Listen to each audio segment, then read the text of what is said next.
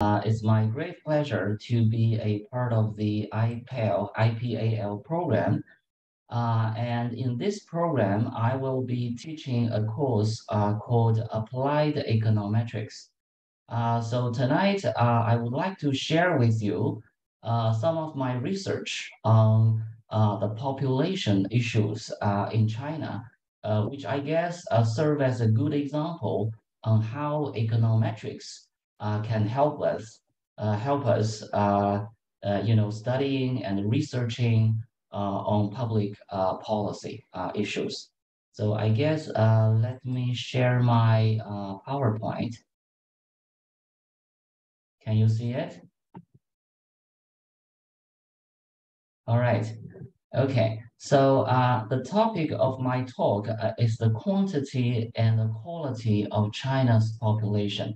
So again, I want to use this as an example on how we can apply econometric tools to analyze the public policy problems.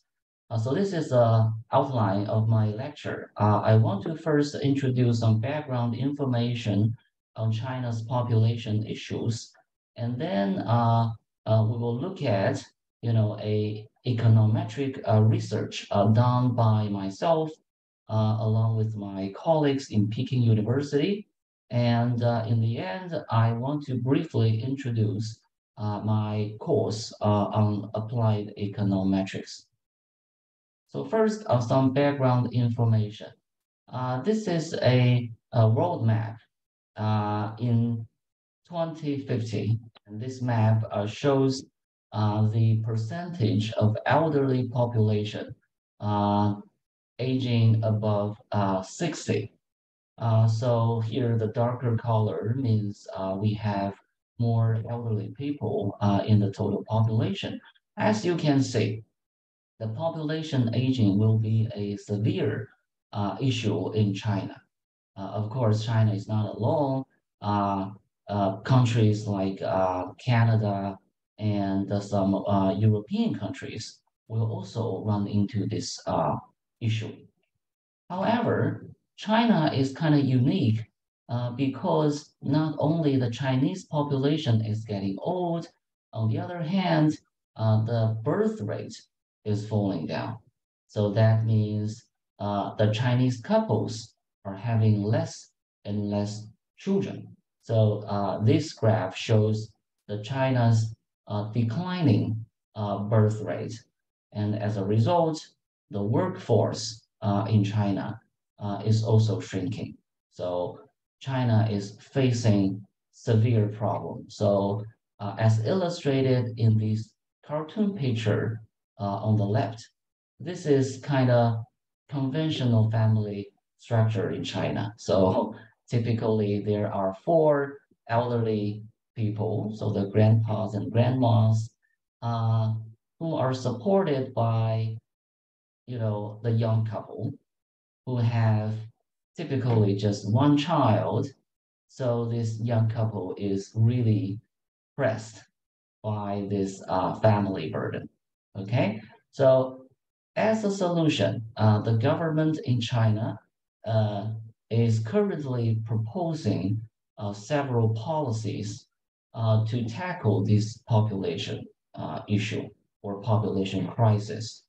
So, for example, in the recent years, we're allowing couples to have three children, up to three children. Beforehand, there is this one child policy, uh, meaning each couple can only have one child. But now, it is three children instead. And also, we are extending the legal retirement age from age 60 to age 65. So allowing the near elderly people to stay in the workforce for a longer period of time. So these are some of the policies that are heavily debated in China. So catching the attention of both scholars, media, and the general public. So, and that is also the topic for my lecture today. So the population issue in China is indeed very important. It is not only because China is a large country with 1.4 billion people, but also China's population issue has a profound implication on the global economy and human development. And that is because China is playing a very important role in the global social and economic development.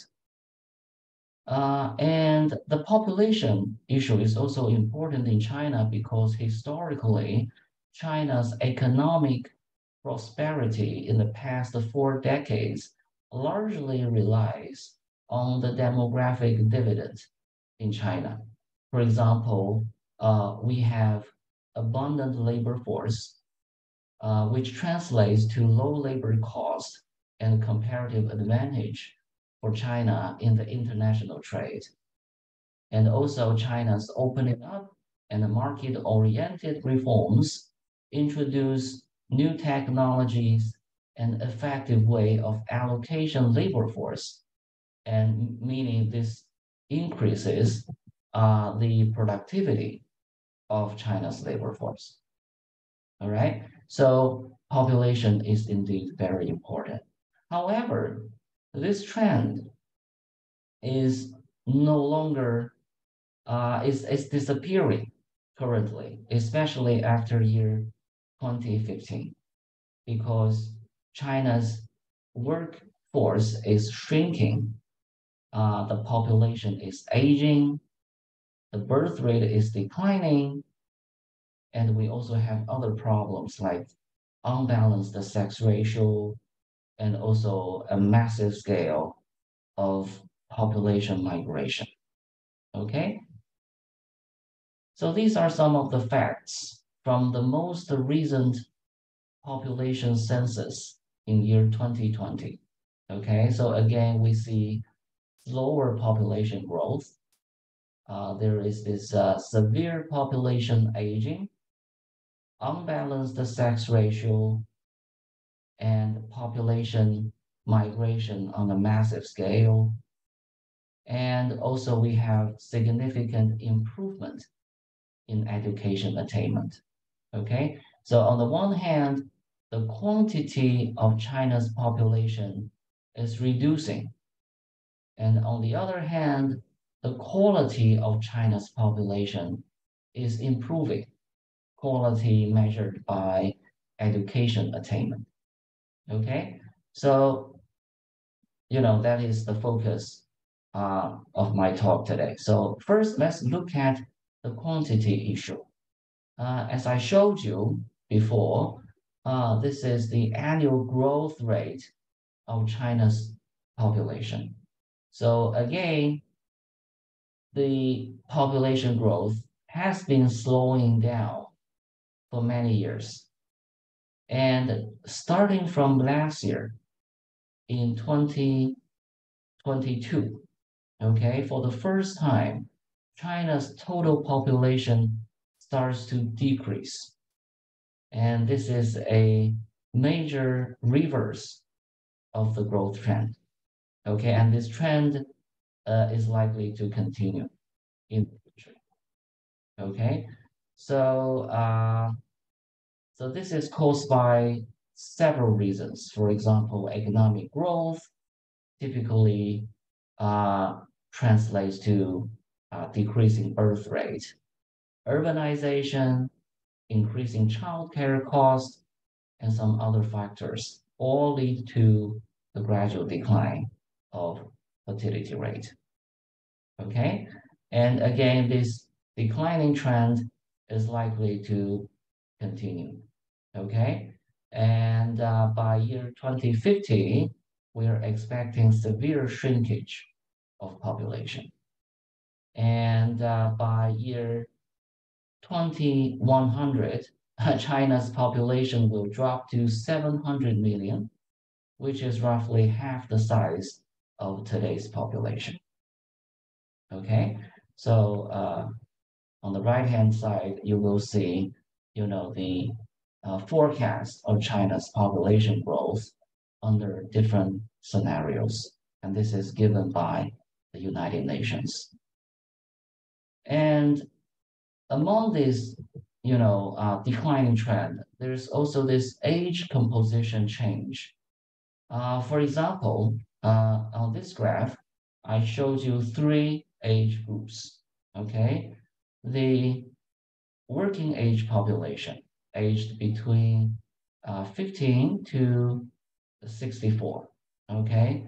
So this is the workforce. However, this workforce starts to decrease after year 2015, okay? And on the other hand, the elderly people above age 65 increases year on year, okay? And so in year 2000, which is roughly 2 decades ago, China's elderly population for the first time exceeded 7% of the total population. So by international standard, this indicates China already entered an aging society after year 2000. Okay? And these graphs is kind of interesting. It illustrates the changing composition of China's age groups. Okay, so on the upper left corner, this is the year 1982. Okay, so this is roughly the year when China started to, initiated the one-child policy. So at that time, the age structure looks like a pyramid. So we have a big foundation of children and young workers. Okay. And by year 2000, this large baby boomers entered into the labor force. And this translates to population dividend in China. Okay, giving China the comparative advantage in doing labor intensive industries and also in the international trade. However, as these baby boomers grow old, okay, they will be, the source of China's population aging today and also in the future. Okay, so the whole structure of China's population has been changing for the past several decades. Okay, so that's a big crisis, population aging. Another problem that you may hear for China is the gender imbalance.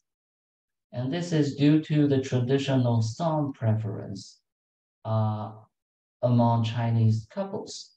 So typically, sons are preferred to daughters. I guess this is, rooted in the agricultural tradition of China, because typically a son can be a, helper in the agricultural field.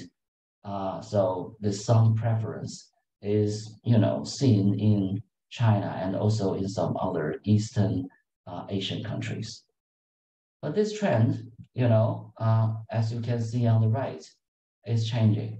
So at the peak of year 2010, okay, the ratio of male to female at birth is roughly 120 to 100. So that means for every 100 girls being born,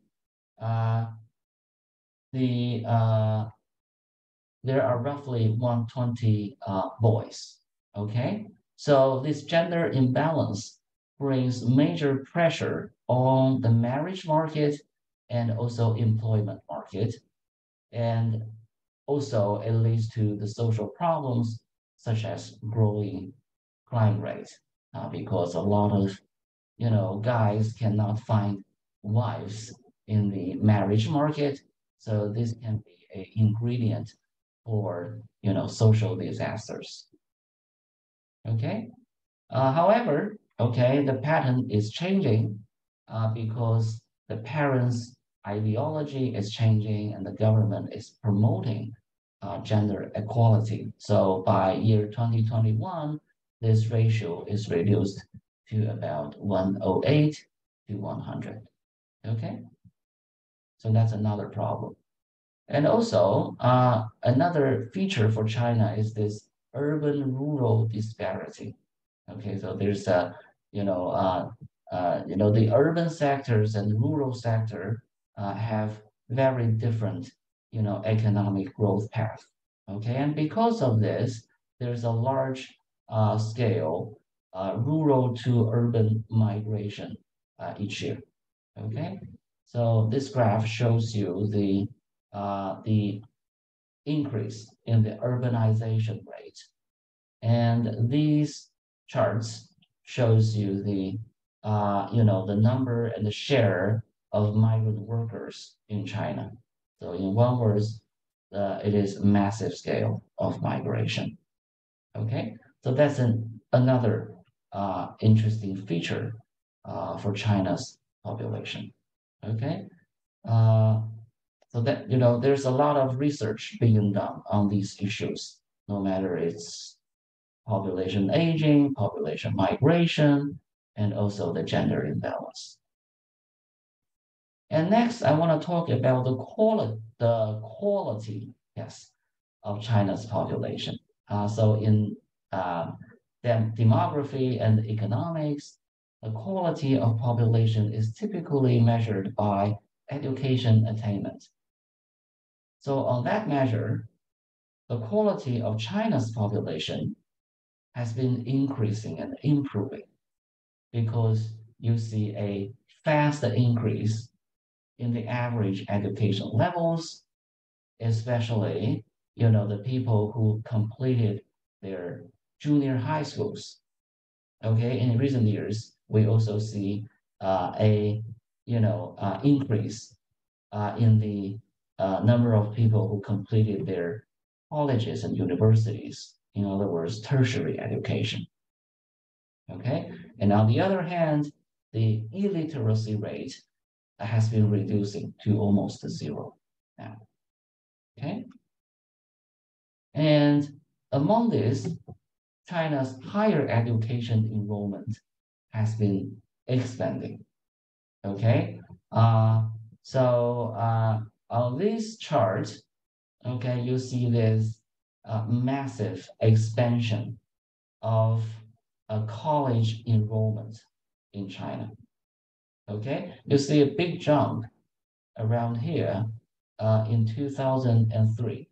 And this is because back in 1999, there is this major expansion in enrollment due to the government policy.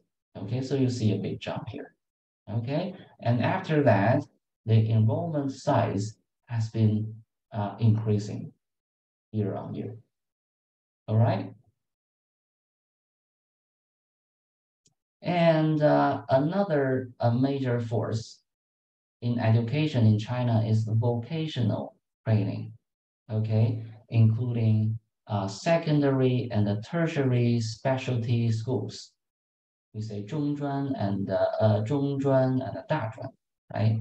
And some adult specialty schools. So they provide professional and vocational training, okay? Sometimes full-time and sometimes on a part-time basis, okay? So, however, unlike universities and colleges, these schools are running into problems of, insufficient funds and, not enough qualified teachers. And that's why you see there's a decrease of enrollment in the recent years. Okay, so that's the quality of population. Another measure for the quality is the productivity of labor force. So this is basically the number of products produced by each worker in a given time. Okay, so on that measure, China's labor force productivity is also increasing. Okay, year on year, showing almost a exponential growth pattern. All right, so this chart is given by the International Labor Organization, 国际劳工组织. Okay, so it measures the increasing productivity of China's workers. And this is the year-on-year growth rate of the labor force productivity. So although the average growth rate is pretty high, it is showing a decreasing trend after year 2008. So a major reason behind it is the global economic slowdown. Okay, and this reduces the international trade sector in China. Okay, compared to other countries, China's labor force productivity is still quite low. So, for example, compared to USA, European countries, and Japan, China's total labor force productivity is relatively low. However, China is having a faster growth compared to these countries. Okay, so to sum up on the first part, okay, we have seen some interesting charts on both the quantity and the quality of China's population. And we see that China is facing severe population crisis. So in the recent years, a lot of policies have been put forward, okay, to tackle these issues. For example, the government is relaxing on the birth control policies, allowing the second and the third children to be born to the Chinese families. And also we're investing in resources to help the young couples raising their young children, okay, reducing their childbearing and childcare costs. And also we're trying to increase the labor force participation rate among the middle-aged population, encouraging people to get back into the labor force. We're also delaying retirement age to age 65, and that means some of the near elderly folks are expected to stay in the labor force for a longer time. And on the market reforms, we're trying to make the employment and social security policies more flexible, allowing people to move freely, and this would help allocate the human resources and to increase the return to their human capital. And also, we're trying to improve the healthcare to cope with the increasing medical need or medical demand of aging population. And on the quality side, we're trying to invest in higher education and vocational training to improve the average human capital and the worker productivity. And at last, we're trying to deepen the market-oriented reforms of China's labor sector, okay, again, to maintain a relatively high rate of return to human capital investment, giving people some incentive to invest in their education. Okay, so these are the policies for these issues. And next, I want to show you how we can use econometrics to study and analyze the quantity and the quality of China's population. The question we ask is, is there a trade-off between the quantity and the quality? And this is because the major focus for today's policy is try to relax the population control and therefore to encourage people to have more children. However, in economics, there is this famous theory called the quantity-quality trade-off. And that means if you're allowing people to have more children, the average quality of each child can reduce. Okay, and we call it the QQ trade-off, the quantity quality trade-off. And if this theory is true, then that means we need to be very careful when we try to relax the population control because we don't want to have a major decline of human capital. Okay? And this theory has its foundation. Okay, for example, the Nobel laureate, Professor Gary Baker, also from the University of Chicago, has this, first, proposed this quantity-quality trade-off theory. So he said, under these assumptions, we will see a quantity-quality trade-off. For example, if the parents are impartial to their children, if they face binding budget constraint, and if the external credit market fails, and that means if the parents cannot borrow from the banks. Okay, so and in the research literature, okay, a lot of studies are being done to test whether this theory is true. Okay, so if you learn some economic principle, I can say that this quantity-quality trade-off can be a result of two effects: the price effect and the income effect. Okay, for the price effect, that means if the quantity of population is reduced, the shadow price of investing in quality will also reduce. So that gives people some incentive to invest in quality. And as a result, the quality can increase. Okay? And on the income effect, the quantity reduction also translates to a real income increase of the parents. So when the parents become richer, they also have more resources to invest in their children's quality.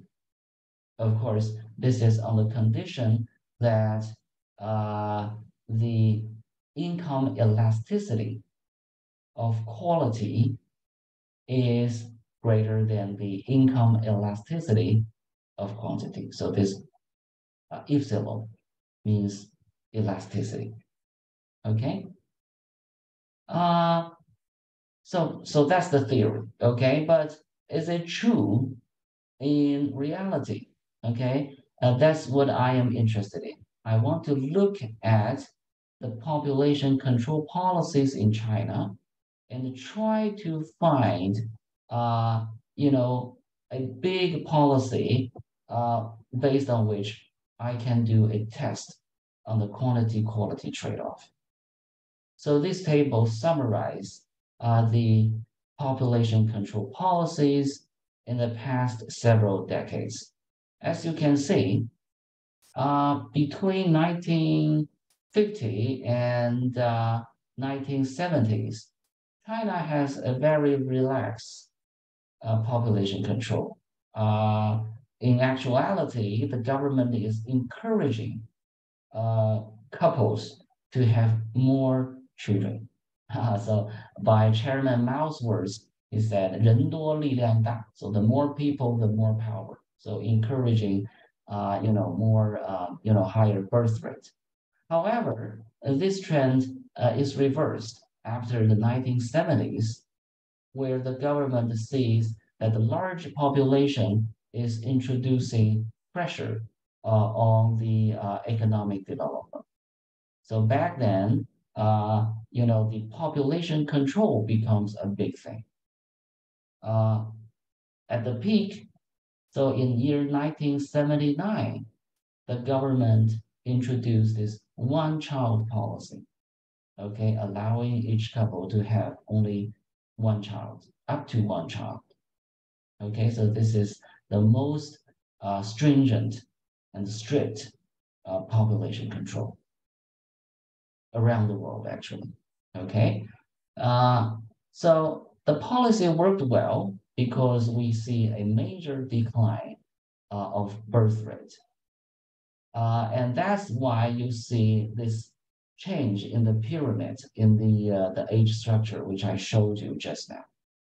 Okay, so after year 2000, the government sees the emerging demographic problem because of one-child policy, because we don't have enough, kids and the young workers to replace the retiring elderly.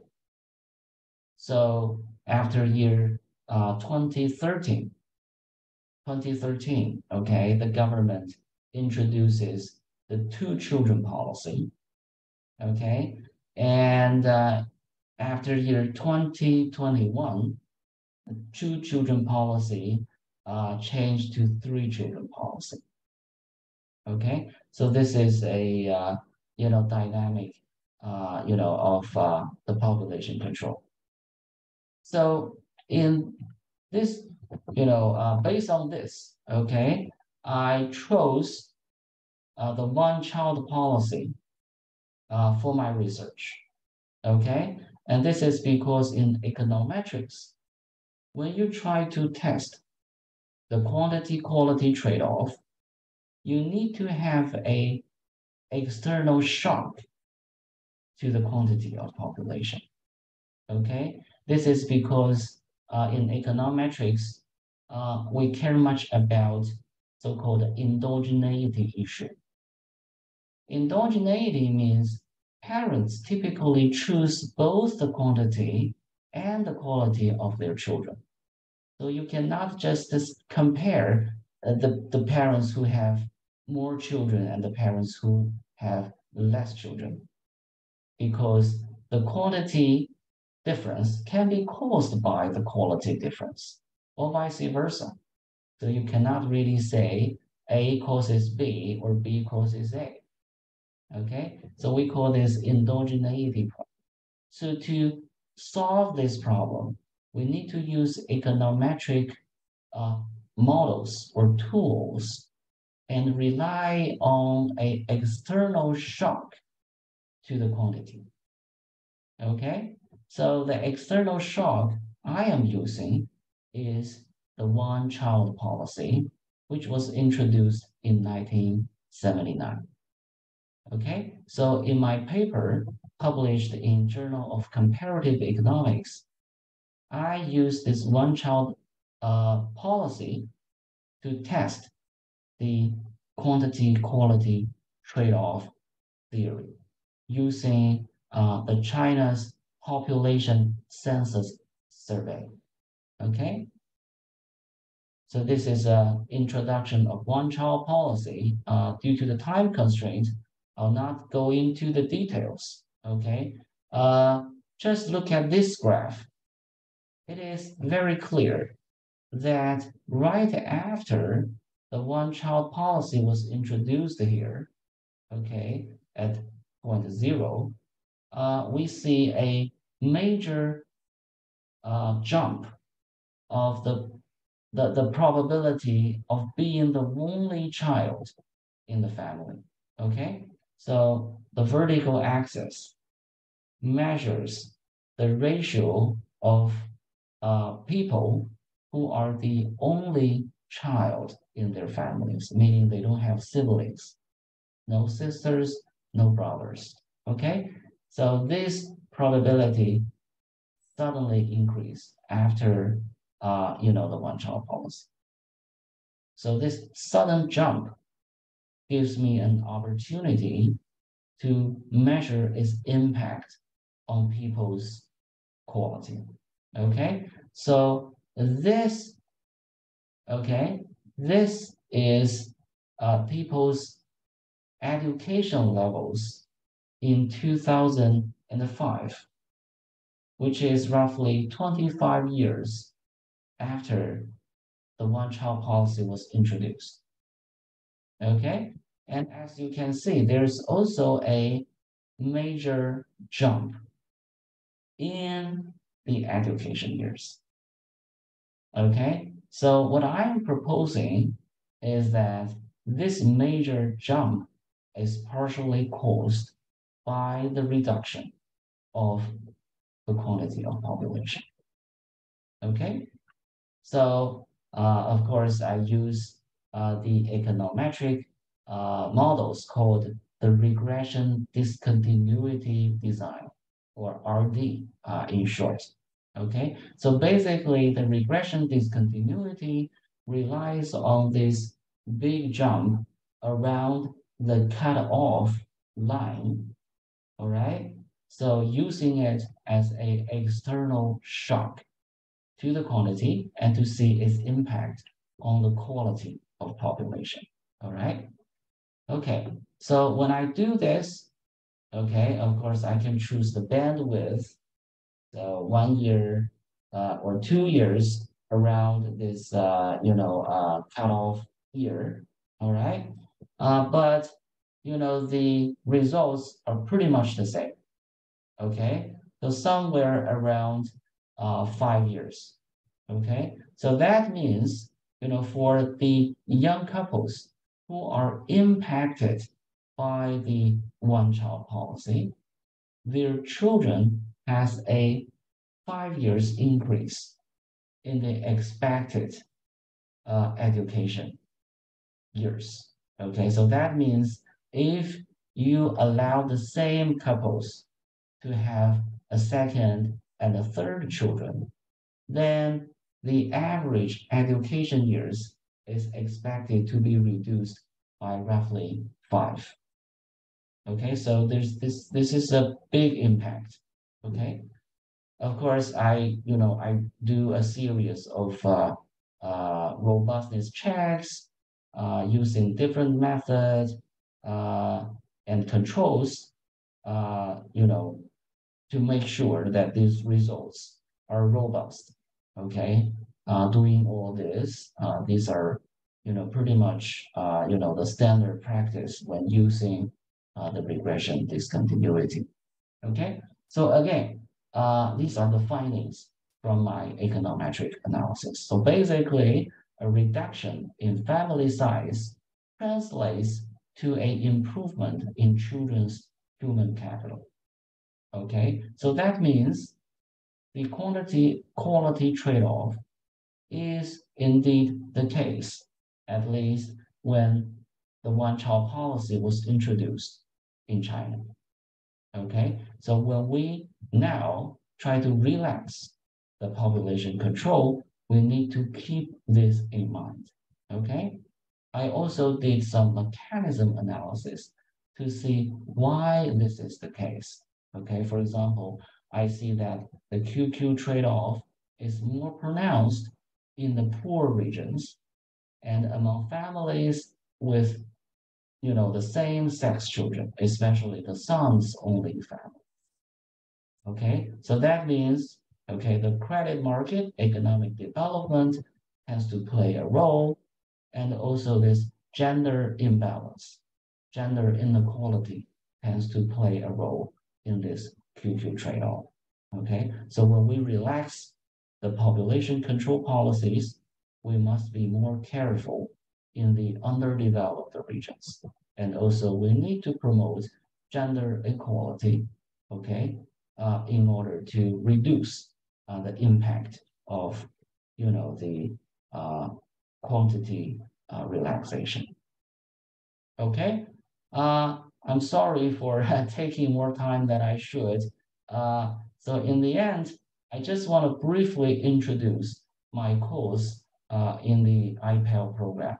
So again, I will be teaching applied econometrics, showing you how we can use econometric and the statistical tools to do quantitative economic and policy research.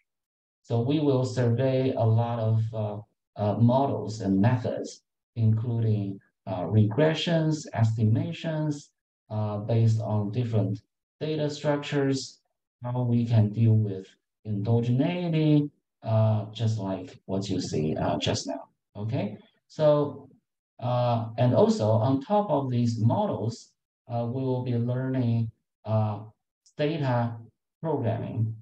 So using the Stata computer software to implement the above models. So I will give you a lot of case studies, based on which you can practice your program skills. Okay, you will also get some hands-on experience in conducting empirical research by writing a academic term paper. Okay. So upon the completion of the course, you are expected to establish a solid foundation for studying economic, social, and policy problems through data analytics. So these are the suggested course materials. So if you haven't learned econometrics, you can use the intro book by Jeffrey Woodridge.